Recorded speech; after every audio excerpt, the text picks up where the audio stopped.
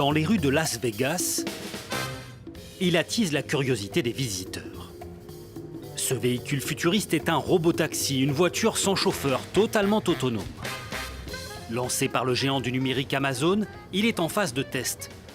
Accessible gratuitement pour des utilisateurs, parfois nerveux au moment d'embarquer. Il n'y a pas un humain au volant de ce truc. Je trouve ça un peu étrange, mais je vais essayer. Mais le plus souvent séduit au moment d'en descendre.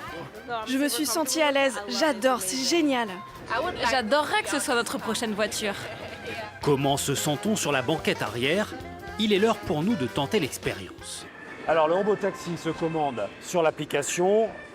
On ouvre les portes. Le temps de vous montrer qu'il y a des capteurs un peu partout sur la voiture qui vont lui permettre d'analyser en temps réel son environnement. C'est parti. Merci d'attacher votre ceinture. Start to ride.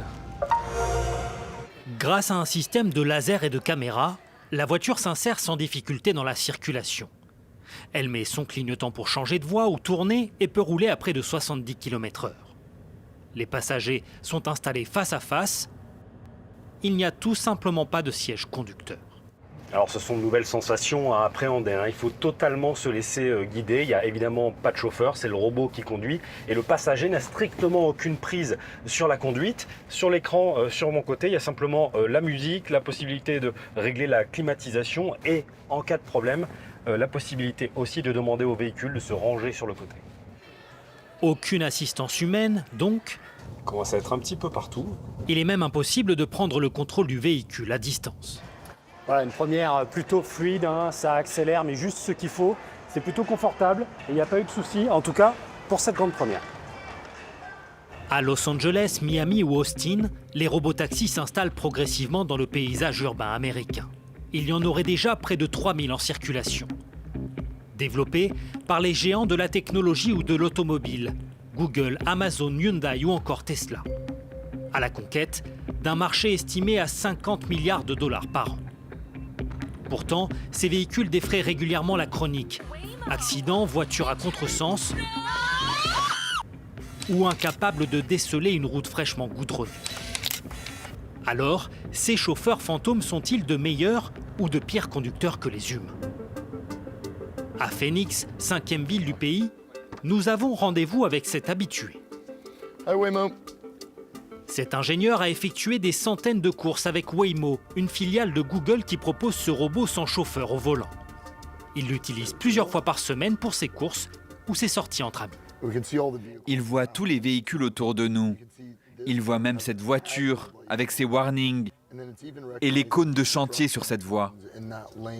Le robot a, dit-il, de nombreux avantages. Il coûte légèrement moins cher qu'un VTC, vous laisse le choix de la musique et fait bonne impression en matière de sécurité.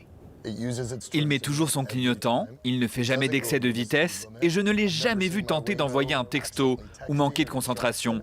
Il prend toujours la bonne décision, avec prudence, mais sans trop en faire. La société affirme que ces robots, sur des distances équivalentes, ont 9 fois moins d'accidents graves que les conducteurs humains. Confiante, elle vient même de les autoriser à circuler sur l'autoroute et à se rendre à l'aéroport, une première aux États-Unis. Un accident mortel a bien été signalé en janvier, mais c'est l'autre conducteur, de chair et d'os, qui a été jugé responsable. Les accrochages existent, mais se limitent le plus souvent à de la tôle froissée, comme ici. Vous voyez ça? Elles se sont rentrées dedans. En réponse, la société met en avant ces vidéos où la voiture pile face à cet accident de scooter et évite la chute de cette personne en trottinette.